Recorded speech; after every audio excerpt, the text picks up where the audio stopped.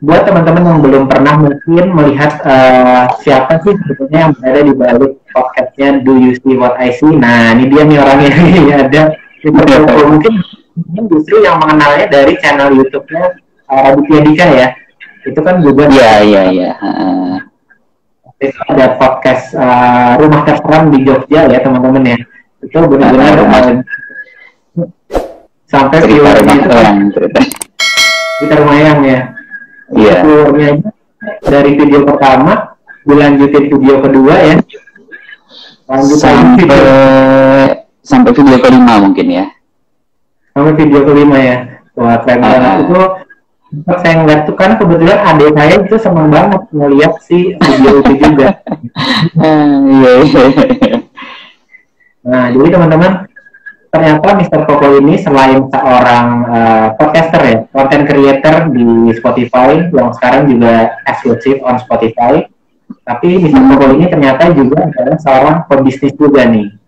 Nah, jadi mungkin kita di sini mau coba buat teman-teman yang mungkin baru mau belajar gimana sih perjalanannya Mr. Popo. Mungkin kan teman-teman kalau sekarang wah udah terkenal nih Mr. Popo nih, udah masuk eksklusif on Spotify kan udah sampai collab sama Raditya Dika, tapi banyak yang nggak ngerti perjalanan bisnis dibalik dari Mr. Popo atau Rizky sendiri.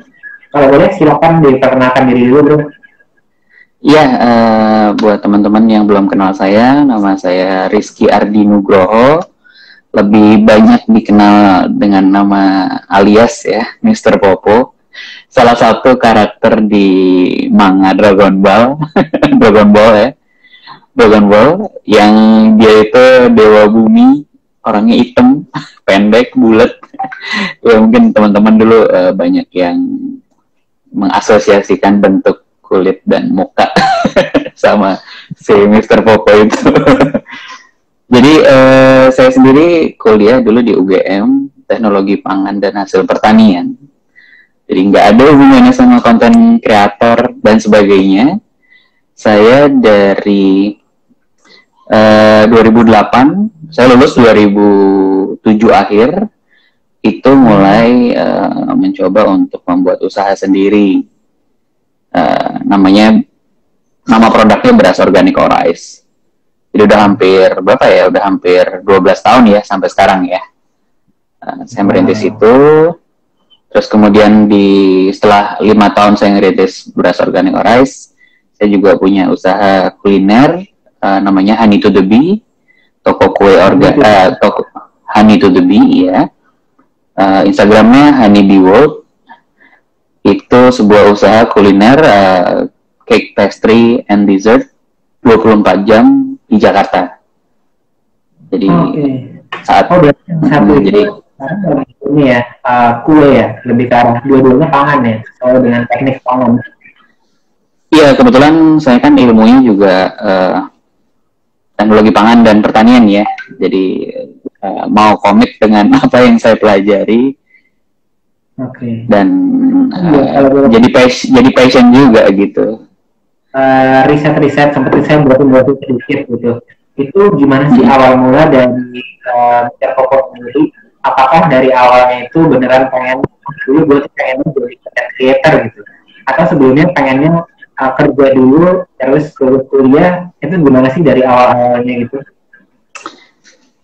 Sebenarnya dulu juga udah diterima kerja ya. Saya waktu itu diterima di salah satu perusahaan multinasional yang untuk di jurusan saya juga pilihan utama lah buat teman-teman. Cuman karena kebetulan ibu saya sakit dan saya pengen nemenin ibu di rumah, akhirnya saya pikir ya udahlah saya coba mengambil jalan wira swasta supaya saya tetap bisa stay di rumah gitu ya sambil merawat ibu. Nah waktu itu memang ada kebutuhan. Pertama kali saya mulai beras itu karena ibu saya kan cancer ya, almarhum ibu saya. Beliau perlu makan yang organik, dan pada tahun 2008 organik di Indonesia sangat sulit sekali ya, sulit diakses, baik dari harganya sangat tinggi sekali dan belum banyak yang menjual. Akhirnya saya pikir dengan latar belakang keilmuan saya, dan waktu itu memang sudah ada petani-petani organik, ya saya coba mulai ke sana gitu ya. Sampai sekarang mungkin akhirnya keterusan. Saya juga nggak pernah kepikir. Justru sebenarnya pikiran saya waktu itu kalau saya kerja dulu mungkin akan sulit untuk berwira swasta ya. Karena mungkin udah kenal gaji, terus apa namanya, udah nyaman bekerja. Jadi mindsetnya memang dari dulu awal saya pengen banget memulai semuanya justru dari nol, dan saya mulai saya memilih jalur wirausaha ya gitu ya. Baru setelah sekian lama, iya gimana? Mulai kebetulan ibu sendiri kan waktu itu sempat sakit juga. Nah, ini kebetulan ibu saya sendiri juga sempat bukan cancer tapi sempat tumor ibu saya. Itu rasanya saya juga ngerti juga, mengalami juga tuh di posisi itu kita susah banget pasti untuk ninggalin ibu kita kan. Jadi ternyata dari posisi itu mulai stay di rumah, ya udah kita mulai wirausaha aja. Tapi banyak dari kita tuh yang mungkin juga Mr. Koko keluarganya bukan datang dari keluarga yang udah jadi pebisnis nih, tapi mungkin bukan. Nah itu gimana pengalaman Mr. Koko dulu harus mulai untuk berjualan gitu, sedangkan mungkin sebelum kuliah itu udah pernah berbisnis atau gimana ceritanya sebelum? Oke. Jadi bapak saya dulu PNS, terus nggak lama keluar, terus pensiun. Jadi dalam keadaan itu ibu saya juga pas sakit. Jadi saya tidak punya latar belakang wirausaha di keluarga ya. Tapi saya pikir saya malah justru banyak waktu di Jogja karena saya sendiri dari semester 6 itu bapak juga sudah mulai kesulitan ekonomi karena penyakit ibu yang cukup banyak menyita ekonomi keluarga ya. Jadi bahkan untuk kuliah aja waktu itu sulit sekali ya, maksudnya bapak hanya ngirimin mungkin 200.000 sebulan lah, dan saya harus struggle untuk survive baik dari perkuliahan, hidup sehari-hari dan sebagainya. Di situ saya mikir saya harus survive. Nah, ketika survival mode itu saya banyak belajar sama teman-teman pedagang yang saya makan di sana ya. Ada teman-teman nasi kucing, saya makan pecel, saya makan gudeg yang ibu-ibu tua gitu. Justru dari sana saya berangkat menulis sebuah bisnis plan gitu ya. Dan ternyata pedagang nasi kucing itu dari apa yang saya riset, yang saya lakukan, semacam pedagang nasi kucing, terus tadi yang saya bilang pecel, bubur di Jogja itu, jangan salah, penghasilan mereka pada tahun 2006-2008 itu bisa sampai 12 juta sebulan loh. Hanya pedagang nasi kucing. Gaji manajer, gaji yang benar-benar di multinational bisa apa ya sama mereka ya. Dari situ saya lihat mereka hanya lulusan SD, mungkin SMP, dan dengan skill set memasak yang ala kadarnya, saya bilang ala kadarnya. Tapi ternyata mereka bisa, dan saya cuma yakin bahwa mungkin saya jurusan teknologi pangan, saya belajar tentang hal-hal seputar kuliner juga, seputar production dan sebagainya. Saya pikir harusnya saya lebih bisa ya. Makanya saya berangkat dari situ, saya yakin aja, udahlah bismillah, saya bilang, saya coba mulai dari awalnya. Kalau beras organik saya mulai dengan ketemu petani. Saya trading dulu ya, trading beras organik. Jadi saya ambil dari petani, terus saya puterin terus dengan modal awal saya hanya 500.000 untuk beli awal. Bahkan ketika itu saya nggak punya duit sebenarnya waktu mulai usaha. Jadi saya cuma mengandalkan putaran dari perdagangan yang saya lakukan, sampai mungkin ada beberapa saya ikut lomba supaya dapat grant dan sebagainya. Nah di situ saya mencari dana, mencari modal. Pandang kita yang mindset mesti dibenarin juga adalah kita yang udah lulus dari kuliah ini itu kadang-kadang terkotak-kotakan dari diri kita sendiri gitu ya. Kita lulusan teknik pangan misalnya atau teknik industri, kayak saya teknik industri, maka kita bekerjanya harus di teknik industri gitu, harus berkarirnya di sana. Padahal manusia itu kita nggak bisa dikotak-kotakan berdasarkan apa yang kita pelajari di sekolah gitu. Saya dengar satu quotes dari seorang motivator juga, dia bilang bahwa orang yang terdidik itu bukanlah mereka yang justru maunya itu ngerjain dari sertifikat kelulusannya aja, tapi mereka yang terdidik itu justru mampu belajar setelah mereka itu lulus gitu, belajar lagi yang baru lagi, mempelajari hal betul. Itu adalah itu sebenarnya. Nah kalau belajar si Orais-nya sendiri sebelumnya itu kan benar-benar masih belum tahu sama sekali gimana sih dunia kuliner sebagai seorang pebisnis gitu. Sempat belajar juga nggak kira-kira kayak ke tukang-tukang tadi ya, ke tukang mie ayam, ke tukang susu keledai, ke tukang bubur gitu. Sempat survei-survei gitu ya? Kalau dari belajar pertanian juga, saya sendiri kan juga bukan terjun ke dunia pertanian, tapi waktu pertama kali mau mulai juga saya belajar sama petani. Saya stay di Brebes itu beberapa lama untuk belajar organik gitu. Sebelum akhirnya saya punya bisa nabung untuk sewa lahan di Bogor pada saat itu. Saya menang lomba, dapat grant, dan akhirnya saya wujudkan menjadi, saya sewa lahan deh 2 tahun 5 hektar gitu. Saya sewa ya, saya nggak punya lahan gitu. Nah itu saya juga belajar sama petani. Saya ajak, waktu itu pegawai pertama saya adalah anak SMK pertanian yang dia lebih paham gitu ya. Dan dalam dunia yang kuliner yang saya jalanin juga, yang tadi saya cerita sedikit tentang tukang nasi kucing, tukang bubur, tukang pecel, itu saya ada lagi saya belajar sama tukang mie Jawa, sama tukang satu lagi mie ayam. Saya belum, itu beberapa bisnis plan yang sudah saya rancang untuk saya kerjakan, dan saya bantuin mereka jualan. Saya bantuin mereka dari belanja, saya belanja ke pasar, iya. Dan saya praktek, saya dari belanja di pasar sampai masak, sampai dorongin gerobaknya dia, saya ikut masakin dia, saya jadi pegawainya dia. Tapi saya mau belajar karena saya di situ, saya ya istilahnya saya anak S1 tapi saya nggak peduli sama gelar saya. Yang penting saya mau dapat pelajaran direct dari mereka yang memang sudah lama di sana dan proven gitu ya. Jadi ya udah, saya beranikan diri. Tapi waktu itu memang akhirnya jualan-jualan itu tidak saya lakukan karena akhirnya saya memilih untuk saya mau fokus ke dunia beras aja gitu. Dan belajar di situ saya juga belajar karena di kuliah saya kan saya nggak belajar jadi sales, saya door to door gitu. Dan saya kalau saya cerita door to door, dari rumah ke rumah ke tetangga itu lebih banyak diusir sama tetangga sebenarnya. Mereka akhirnya saya bilang sama diri saya nggak mau jualan sama tetangga. Kenapa? Banyakan diceramahin, kamu tuh anak lulusan UGM ngapain jualan beras keliling gitu. Akhirnya waktu itu awal memang saya jualan di komplek luar ya. Saya jualan, saya ngambilin tiket parkir di Pasar Modern BSD. Saya sambil nyebarin brosur, saya keliling ketemu orang, setiap hari saya jalan.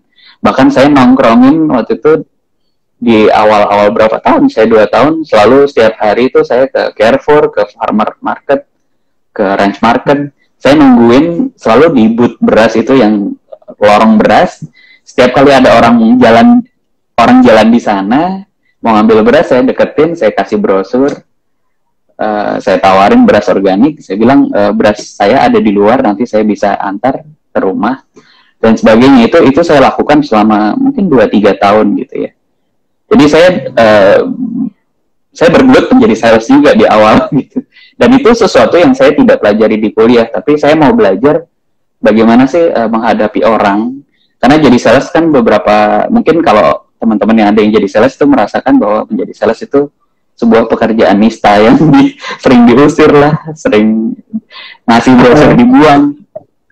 Mr. Popo sendiri kan tadi di UGM, keluarga di Jogja tadi. Itu waktu itu pindah ke Jakartanya itu sudah bangun Orais atau benar-benar kayak di Jogja udah ngebangun Orais?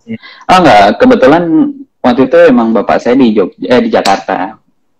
Tapi setelah pensiun baru pindah ke Jakarta. Jadi di Jakarta memang ada rumah yang sampai sekarang pun kantor saya masih di rumah bapak. Oke. Jadi saya nggak punya kantor sebenarnya. Nah itu berarti dari orang itu udah di Jakarta, olah bisnisnya pun waktu itu sempat melakukan tadi itu yang seperti seorang sales canvassing. Ini bagus banget juga nih, karena banyak dari kita tuh yang sekarang pekerja nih. Saya bilangnya kalau kita orang yang lagi kerja itu cepat atau lambat kita akan pensiun, nanti kita akan berbisnis juga, akan diminta untuk berjualan gitu. Jadi salah satunya yang perlu kita lakukan adalah belajar ini nih yang kita nggak dapat dari sekolah, kita nggak dapat dari universitas juga. Nah teman-teman mungkin yang udah mau bisnis, yang kuliah, yang kerja gitu, banyak berpikir kalau gue udah ngerti nih masalah pertanian, udah ngerti banget masalah produksi, udah ngerti banget. Kayaknya kalau gue mulai bisnis itu bisa langsung mulai startup deh, modalnya langsung gede deh gitu kan. Ini kayaknya gue pasti berhasil deh. Nah itu asumsi pertama orang yang baru mulai bisnis setelah dia udah lama di keadaan sebagai seorang profesional gitu. Nah tapi ini tadi yang barusan diceritain Mr. Popo ini itu benar-benar membukakan mata kita, ternyata beda banget nih antara apa yang kita pelajari dengan ternyata keadaan nyatanya ya, bahwa kalau kita mulai bisnis ya mesti dari awal, mesti dari canvassing gitu yang membangun satu-satu. Itu dulu pengalamannya sendiri waktu selesai canvassing, terus gimana sampai Orais itu bisa berkembang kayak sekarang tuh? Jadi kan ya titiknya adalah ketika saya tahu bahwa ketika saya jual langsung itu juga saya harus multiply ya, memultiplikan penjualan gitu. Akhirnya dulu saya mencari agen, mencari reseller, mencari distributor gitu ya. Tapi saya pengen tahu feel-nya menjual itu bagaimana supaya saya tahu produk saya proven atau enggak, produk saya bagus atau enggak, dan saya tahu cara menjual, bagaimana saya berkomunikasi langsung misalnya dengan ibu ini, dengan bapak ini, dengan ibu yang usia berapa, dengan usia yang berbeda, profesi yang berbeda, itu pick up line-nya apa untuk jualan, itu menurut saya harus terjun langsung gitu. Jadi ketika saya berangkat punya agen, punya reseller, punya distributor, saya bisa ngajarin mereka cara jualan yang saya lakukan selama ini. Karena pada era itu kan online juga belum terlalu berkembang ya. Paling ya ada BBM, ada WhatsApp ya, paling itu. Jadi kebanyakan sekarang kan orang mungkin ya, begitu mulai buka usaha dia langsung online tanpa pernah mungkin bertatap muka. Tapi saya pikir bertatap muka, jualan langsung direct dengan mempelajari bagaimana berkomunikasi langsung dengan manusia itu bisa kita terapkan di dunia online. Jadi titiknya adalah ketika yaitu tadi mulai ngeboost ketika saya mulai mengembangkan channel distribusi. Jadi saya masuk ke restoran, ke kafe, ke distributor, punya reseller, saya punya jaringan toko organik, masuk ke pasar modern di Jakarta dan sebagainya. Di situ saya akhirnya punya channel yang cukup saya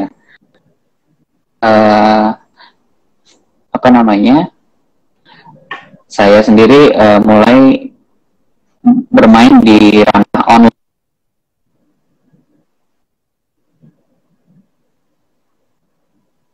Online ya. Jadi waktu itu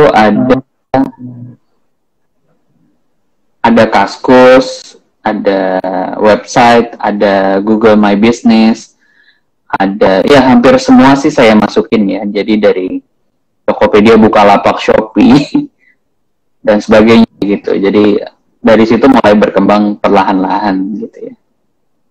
Wah, berarti ternyata tetap ya marketing di online tuh kita juga mesti sekarang tuh udah mulai masuk ke sana juga ya, karena itu menjadi bagian penting dari proses penjualan kita ya, proses rekrut reseller juga.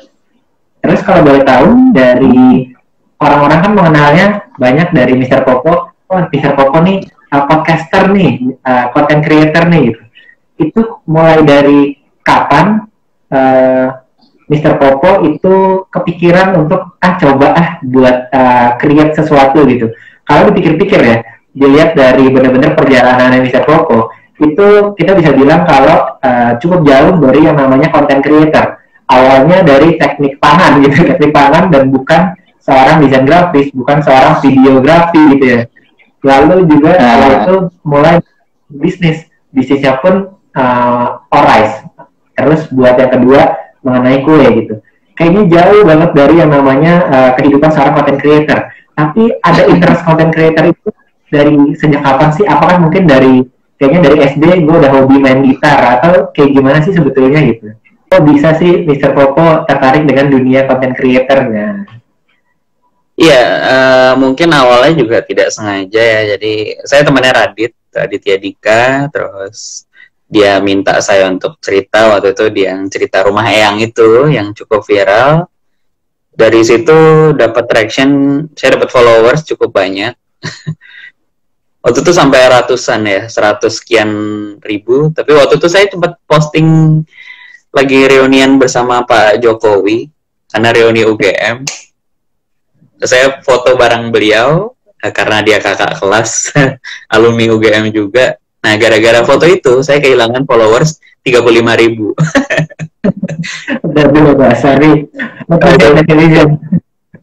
Tapi kalau buat video yang jadi viral itu ya, waktu itu kan kalau nggak salah video pertamanya aja sampai 7 juta view loh, luar biasa banget loh. Sekarang tadi saya baru cek 7 juta view-nya. Nah itu total mungkin content creator. Total mungkin jadi 20 juta view ya dari 5 video itu ya. Dan dari situ Radit sih udah selalu bilang sama saya, udah kamu bikin ini aja, bikin YouTube, dia bilang gitu. Tapi saya pikir bikin YouTube effortnya juga tidak mudah kan. Saya bukan YouTuber, saya bukan content creator, saya tidak punya gear, saya nggak punya alat yang cukup mumpuni, dan saya tuh pendengar podcast pada saat itu. Dan 2018 podcast itu sedang naik daun sekali gitu ya. Dan produksi podcast mungkin saat itu juga sudah mulai mudah dan gratis menggunakan satu aplikasi web base yang bernama Anchor gitu ya. Dan ketika saya juga selalu dengerin podcast, ternyata yang content creator yang bermain podcast pada saat itu belum banyak. Ya baru bisa dibilang paling ya segelintir aja sih, segelintir banget, dan kontennya belum beragam. Nah, saya di situ berpikir kalau saya bikin konten podcast, mungkin saya punya peluang gitu ya. Saya podcast pertama saya adalah judulnya Cerita Usaha, bukan Do You See What I See sebenarnya. Sebuah podcast kewirausahaan yang saya bangun bersama Mbak Dewi dan Samuel, dia dari dosen ekonomi UI dan penggiat UKM Indonesia. Dan itu saya sendiri memang dari... Tapi pertama kali itu gue kenal Mr. Popo itu justru bukan dari Do You See What I See loh. Tapi mungkin karena niche gue bisnis, terus gue ngeliat ada podcast cerita usaha gitu. Nah itu pertama kali gue tahu namanya Mr. Popo sebenarnya. Terus baru ketemu, oh ternyata ada Do You See What I See juga gitu. Dari kebalikan dari orang-orang sebelumnya. Oh jadi yang pertama justru cerita usaha. Yang pertama adalah cerita usaha. Itu saya buat dari tengah tahun 2018 ya. Itu sebuah podcast kewirausahaan. Memang kita membuat ya mungkin nggak jauh beda sama sekolah pebisnis ya, yang kita memberikan sebuah sharing-sharing yang memotivasi teman-teman, baik kalau target cerita usaha adalah teman-teman SMA, SMK, lulusan kuliah itu untuk bisa berwirausaha sebagai salah satu opsi dari sekian banyak opsi yang ada setelah mereka lulus mungkin ya gitu.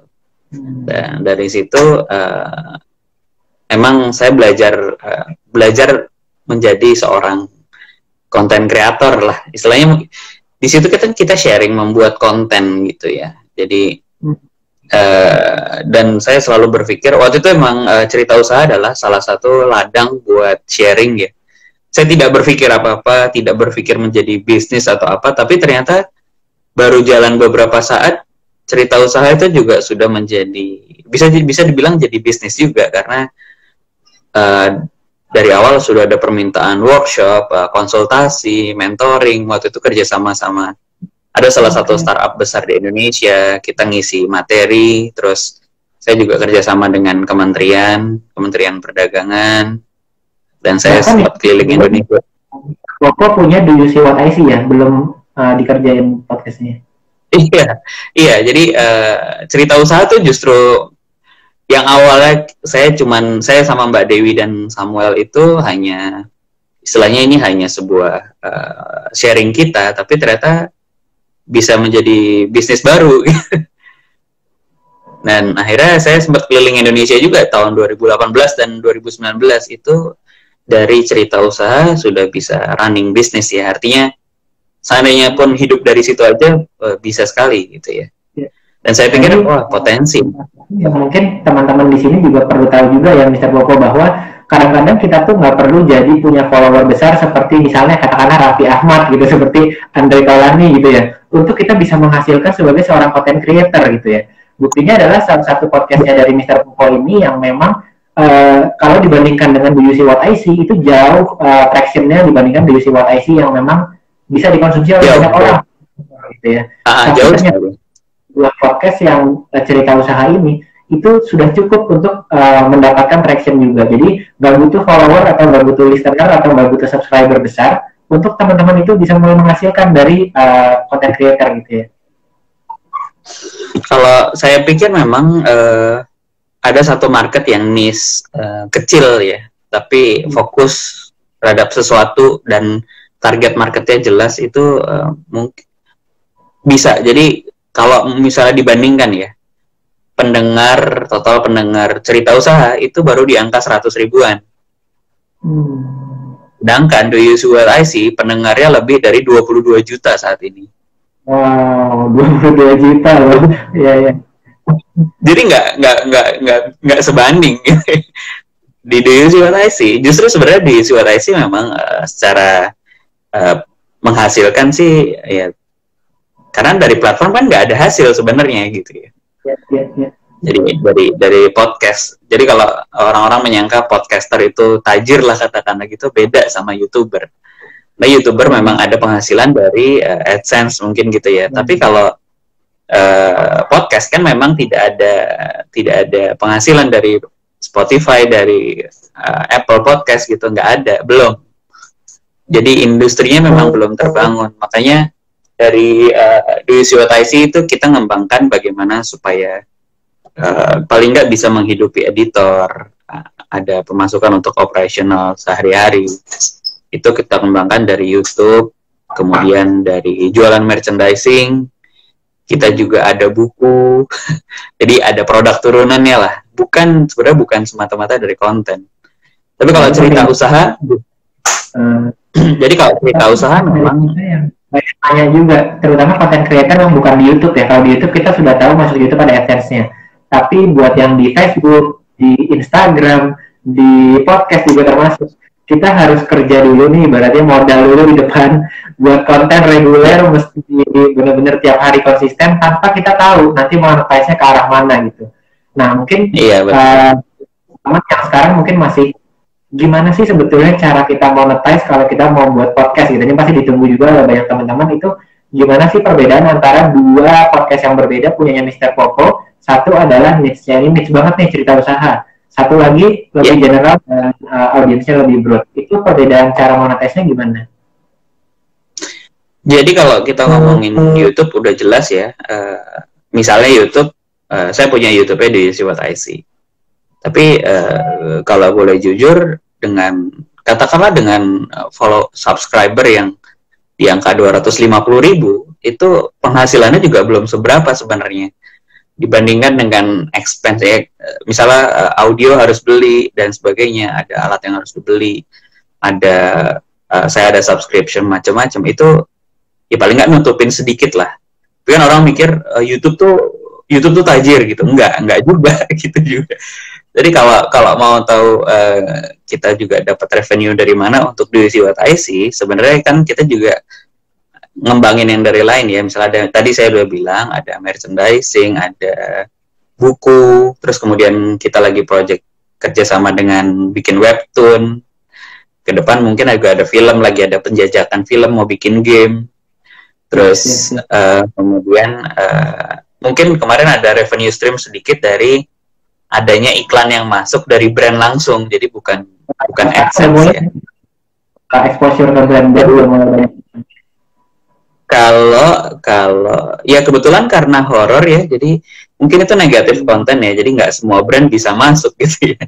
Tapi ada kemarin beberapa, mungkin baru dapat iklan sekitar 2-3 kali lah. Ini penting banget tuh, karena banyak dari kita itu yang fokusnya ini content creator, buat konten aja, tapi kita kadang-kadang lupa konten marketing atau konten marketer. Kedua, yang ketiga lagi nih, yang ketiga itu monetize. Nah ini sebuah hal yang beda-beda nih. Jadi teman-teman yang buat konten jadi creator yang bagus, mesti mikir gimana cara konten marketingnya, lalu monetize-nya gimana. Nah, mungkin kita bedah satu-satu deh. Kalau tadi kita udah ngobrol gimana masalah Mr. Popo jadi seorang content creator, terus kedua yang menarik adalah kok bisa sih konten marketingnya atau sebagai seorang content marketer itu memarketingkan podcastnya sampai bisa booming kayak Do You See What I See. Apakah ada misalnya gue melakukan hal ini dan hal ini misalnya, atau gimana sih? Iya, jadi kebanyakan kita sebagai content creator, kalau kita ngomongin sebagai content creator itu masih kebanyakan berhenti dari di titik membuat konten. Jadi kita bikin konten udah gitu ya. Ya. Terus tahapan selanjutnya tuh apa? Kan kita harus jualan sebenarnya, menjual konten kita. Menjual tuh maksudnya gimana? Satu, bisa jadi mempromosikan supaya pendengarnya banyak. Tapi bisa jadi kayak saya bilang saya dapat duit sebenarnya dari cerita usaha nih kalau boleh jujur. Kalau dari Do You See What I See mungkin ya ada tapi nggak banyak. Cukup untuk operation sehari-hari aja gitu. Bukan untuk belum di tahap yang seperti YouTuber katakanlah Atta Halilintar gitu ya, enggak lah, beda, belum. Masih jauh sekali gitu. Nah, tapi di cerita usaha saya malah justru dapat revenue dari apa? Dari pekerjaan yang muncul dari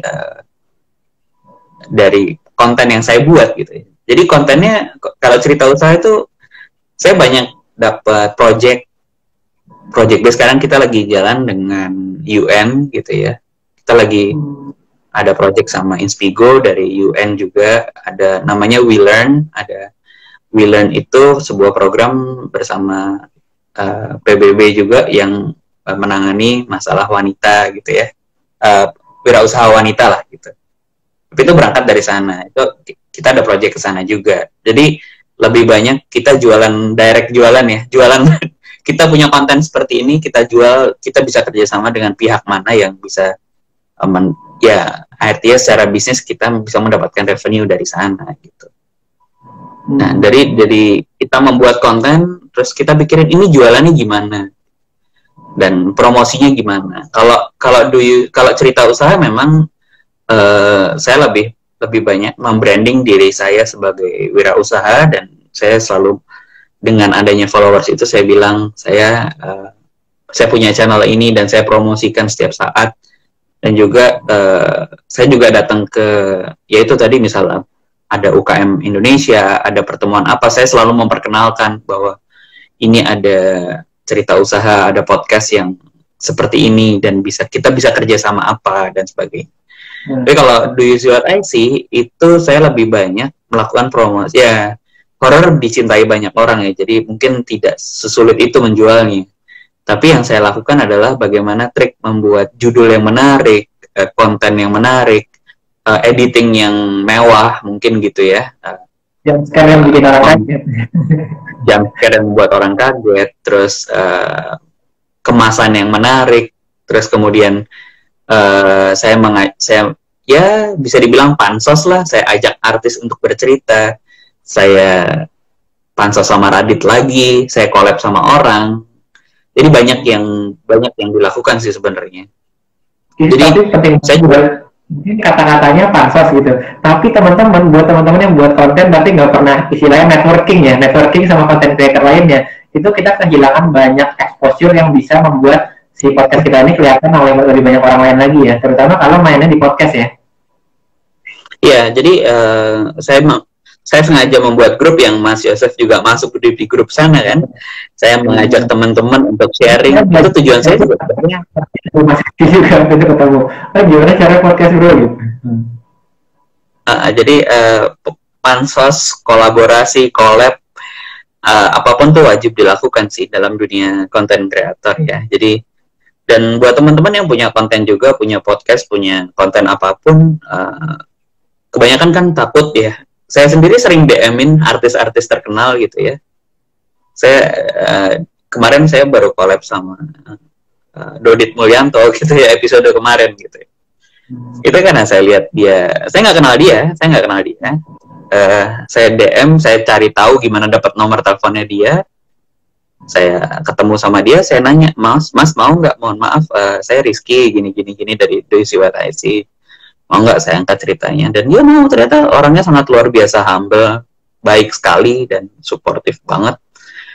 Dan yang saya temukan seperti itu. Dulu juga sama Mas Joko Anwar ya, saya ketemu, saya minta tolong dan sebagainya. Terus ada Mas Timo juga dalam promo film, ada Chelsea Islan dan segala macam. Itu juga ya kebetulan yang bisa kita usahakan lah gitu. Maksudnya saya bilang saya bukan siapa-siapa gitu, tapi dengan approach tertentu ternyata mereka mau kok menjawab dan bekerja sama gitu dalam perihal konten ya gitu. Jadi saya pikir teman-teman yang punya konten, yang punya channel, apapun itu nggak perlu takut ya. Jadi approach dulu aja. Resultnya ya terserah. Memang kadang-kadang ada yang nggak dibaca. Itu nggak mudah dilakukan oleh banyak dari kita seorang content creator, karena ini datangnya dari jiwa entrepreneurship-nya Mr. Popo nih. Udah pernah ditolak jualan di gangnya beras gitu ya, kasih brosur, itu kayaknya nge-DM-in orang itu nggak berat sama sekali gitu kan. Tinggal DM doang aja gitu. Jadi udah teruji nih mentalnya. Nah, tapi buat teman-teman mungkin yang baru mau masuk ke podcast, baru menjadi content creator, ini tips yang benar-benar bagus banget dan proven benar-benar bisa mendatangkan exposure lebih buat channelnya teman-teman, apapun itu. Jadi mau itu seperti podcast atau Instagram mungkin gitu ya. Itu seperti saya pun kenal Mr. Popo ini, kita kenal di sebuah event waktu itu. Saya nggak kenal sama Mr. Popo sama sekali, terus saya coba datangin, wah kayaknya pernah lihat nih gitu. Tapi saya tahu ada cerita usaha waktu itu. Gue pernah dengerin podcastnya cerita usaha nih gitu. Habis itu saya deketin, kita kenalan gitu. Jadi memang di membesarkan channel, apapun channelnya, mau itu content creator podcast ataupun Instagram misalnya, teman-teman butuh yang tadi networking itu. Jadi nggak hanya content creator, tapi juga content marketer juga gitu ya. Terus kalau boleh tahu, mungkin ada teman-teman di sini yang mau mulai buat channelnya dia sendiri, buat podcastnya dia sendiri gitu ya. Itu sebetulnya saat ini, tahun ini, itu kenapa sih mereka itu harus mulai masuk ke yang namanya podcast juga gitu. Mungkin ada sebagian orang di sini yang baru pertama kali mendengar podcast itu apa misalnya. Jadi tahun 2018 saya mulai podcasting ya. Saya mulai membuat podcast dari cerita usaha, terus beranjak ke Do You See What I See, dan saya ada punya beberapa podcast lain sebenarnya. Nah, di situ saya lihat podcast itu datanya cukup spike banget ya, cukup naik banget di Indonesia. Bahkan ketika saya tadi udah cerita Do You See What I See cukup besar sekali ya. Sebelum ada artis-artis masuk ke dunia podcast, Do You See What I See cukup lama bertengger di peringkat 1 gitu ya. Sampai pihak dari Anchor atau Spotify dari Amerika waktu itu sempat nelpon saya gitu, tahun awal 2019 gitu. Mereka nelpon saya, direct, mereka email dan minta telepon gitu. Dan beberapa kali korespondensi sama saya, mereka menanyakan, ada apa sih, kamu tuh siapa gitu, dia kamu tuh siapa sih, Indonesia tuh ada apa, terus kenapa dia banyak bertanya sekali, kenapa data di Indonesia tuh ternyata terbaik se Asia Pasifik dari growth-nya, peningkatan dari baik jumlah podcaster, jumlah pendengar dan sebagainya gitu ya. Kita tahu bahwa di Indonesia segala sesuatu yang viral itu sangat viral gitu. Seperti corona ini kan,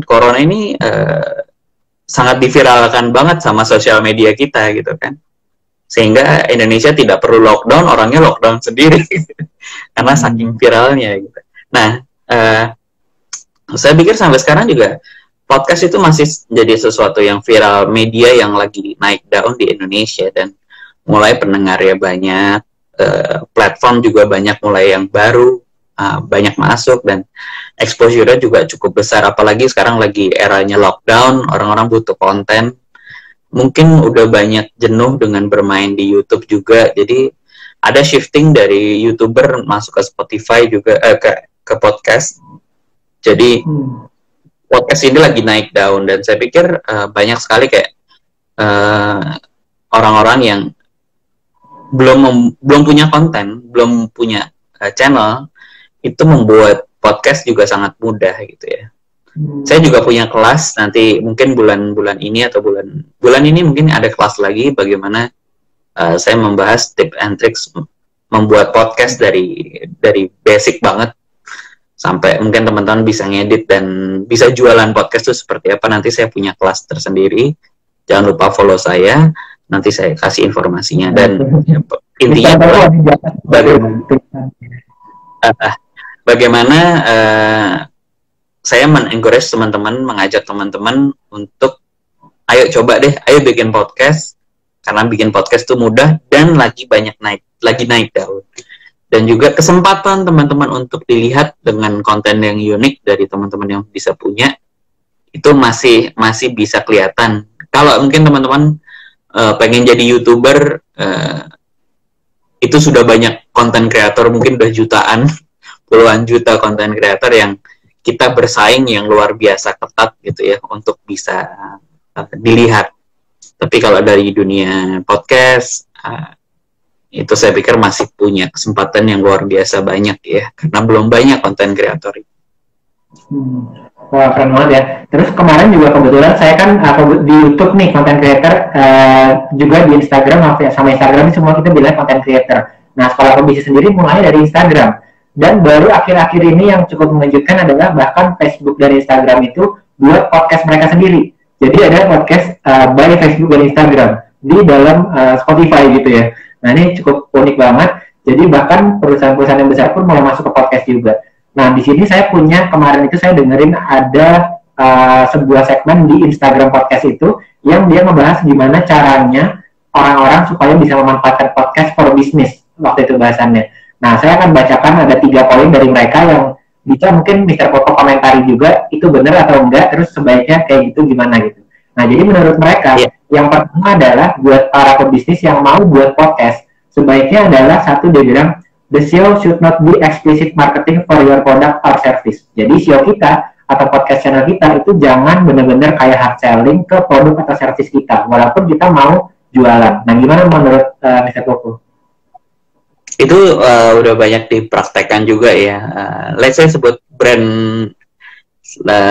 Unfaedah Lawless ya, Gofar gitu ya. Nah, itu kan mereka sejujurnya mereka juga ada Mbak Sarah Wijayanto ikutan. Halo Mbak Sarah.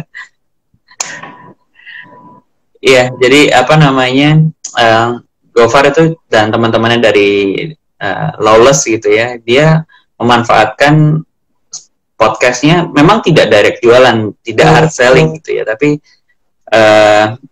dia membahas konten-konten, misalnya ngebahas tentang environment, bagaimana jualan, ya dalam porsi bercanda dan seru-seruan gitu. Jadi nggak hard selling, tapi begitu mereka naik kan, kita tahu terus ya, terekspos sama brandnya mereka, siapa mereka ngerjain apa. Jadi itu sebuah konten yang menarik sekali gitu menurut saya. Wah, luar biasa ya. Jadi fokusnya justru ke kira-kira cerita apa yang bisa kita ceritakan atau kita bisa sharingkan ke target market kita supaya brand kita ini jadi terkenal karena cerita yang kita bagikan ya. Bukan dari awal, karena dari brand sekarang itu mereka itu pengennya itu buat podcast, namanya nama brand, ceritanya cerita mengenai produk gitu. Nah, itu biasanya saya kan ada podcast. Kalau boleh jujur, saya membuat cerita usaha juga salah satunya ada. Saya selalu menyebutkan brand saya berulang-ulang.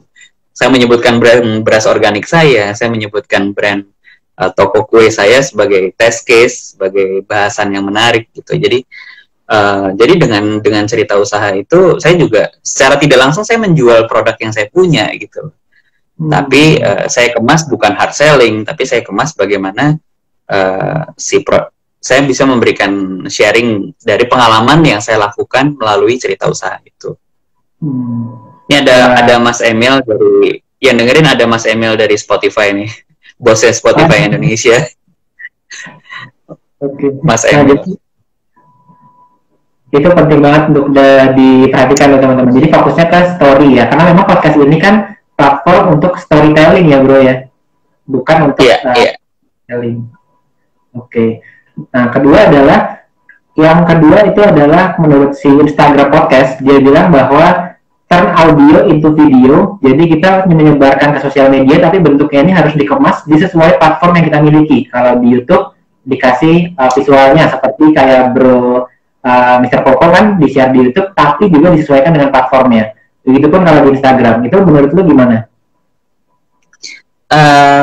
saya kira memang peruntukannya begitu ya. Artinya ketika saya masuk ke dunia YouTube kan memang saya hanya memberikan gambar-gambar dinamis bergerak sedikit ya. Artinya saya tidak membuat konten video yang berlebihan, tapi itu juga banyak diprotes sama teman-teman YouTube yang penikmat YouTube, karena YouTube identik dengan apa namanya, dengan visual gitu ya. Tapi saya pikir lihat si siapa teman dari Mr. Popo, si Raditya Dika yang masuk ke tempatnya Deddy Corbuzier, diprotes juga katanya menghancurkan dunia podcasting dengan pakai video sambil podcast. Sekarang netizen protes. Jadi teman-teman juga banyak diprotes juga, teman-teman YouTuber yang menyebut judulnya podcast kan audio tapi dia video. Hanya dengan misalnya naruh mic di depan dia bilang ini jadi podcast. Kan konsepnya nggak begitu. Tapi saya pikir sah-sah aja, siapapun bisa melakukan apa aja asal saya bilang kontennya bagus dan bisa punya engagement dengan para pendengarnya gitu ya. Artinya ada yang memberikan manfaat secara ya misalnya edukasi, sharing, hiburan dan sebagainya. Sepanjang kontennya itu bisa punya message-nya sampai, apa tujuannya sampai ke pendengarnya, saya pikir semua sah-sah aja. Tapi memang jangan lupa peruntukan dari apa yang kita buat itu ya disesuaikan dengan platform yang kita masukin gitu kan. Wah, luar biasa banget ya.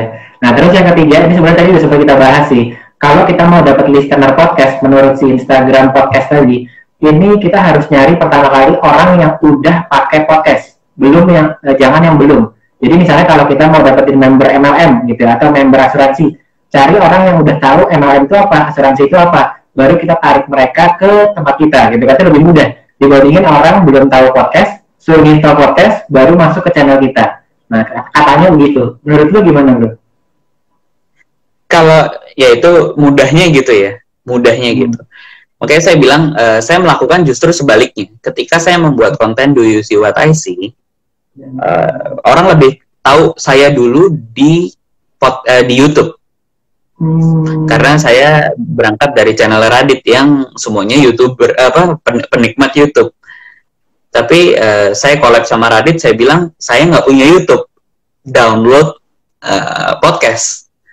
Dan di Instagram saya selalu mention ini, saya bikin episode ini, download podcast. Saya selalu menjawab semua DM, podcast itu apa, saya jelasin podcast itu ini linknya ini, download Spotify, download ini segala macam. Jadi saya membawa masa yang di luar podcast, orang penikmat podcast untuk tahu podcast gitu. Jadi dan ternyata itu, karena podcast sendiri adalah media baru kan. Maka saya pikir teman-teman konten kreator, podcaster yang udah ada sekarang, ayo kita ajak sebanyak-banyaknya orang buat nyemplung dulu ke podcast. Supaya tahu experience podcast itu seperti apa sih. Podcast itu kan ya bisa didengarkan sambil mau tidur, ya kayak radio on demand mungkin gitu ya. Tapi kalau YouTube kan YouTube akhirnya juga punya penikmat sendiri. Jadi saya pikir ya kita bisa bawa dari dua sisi, ada dua-duanya sah-sah aja. Jadi mengajak teman-teman yang sudah mendengarkan podcast, terus yang kedua kita mengajak orang-orang yang belum tahu podcast itu apa, atau sebaliknya misalnya kita berangkat dari YouTube, dari podcast mau ke YouTube, ya kita ajak experience-nya apa sih di YouTube bedanya dengan podcast, sehingga orang mau tetap mengikuti dua-duanya. Atau mungkin kalau sekarang misalnya Mas Yosef masih memang bermain base-nya di Instagram, ya membuat konten yang menarik di Instagram dan ajak orang ke Instagram. Ketika Mas Yosef punya podcastnya, itu experience yang berbeda lagi.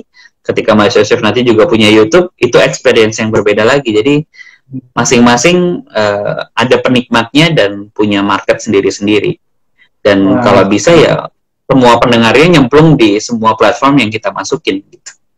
Baik Instagram dan YouTube. Buat insight-nya, kayaknya waktunya udah tinggal sedikit lagi juga. Mungkin dari diskusi kita yang sekarang ini, saya bisa dapat beberapa hal yang powerful, bahwa ternyata podcast ini bisa jadi media kita buat branding seperti tadi bisnisnya Mr. Popo, yaitu adalah Orize, ada juga Honey Bee World, teman-teman bisa cek juga. Dan podcast itu ternyata karena sekarang trennya lagi naik juga menurut Mr. Popo tadi, sampai dapat telepon ya dari Spotify yang ada di US gitu, penasaran dengan traffic yang cukup luar biasa di sekitar Asia Pasifik terutama mengenai podcast. Jadi teman-teman jangan sampai melewatkan tren podcast yang sekarang ini kita bilangnya adalah the new generation social media gitu yang lagi rising. Jadi teman-teman bisa mulai jadi content creator juga di sana. Dengan yang pertama jangan lupa juga untuk cek nih, Mr. Popo kan ada trainingnya yaitu gimana caranya teman-teman bisa jadi content creator podcast juga. Nah, jadi thank you banget buat Mr. Popo yang udah barengan nih sharing-sharing buat teman-teman bisnis yang ada di Sekolah Pebisnis.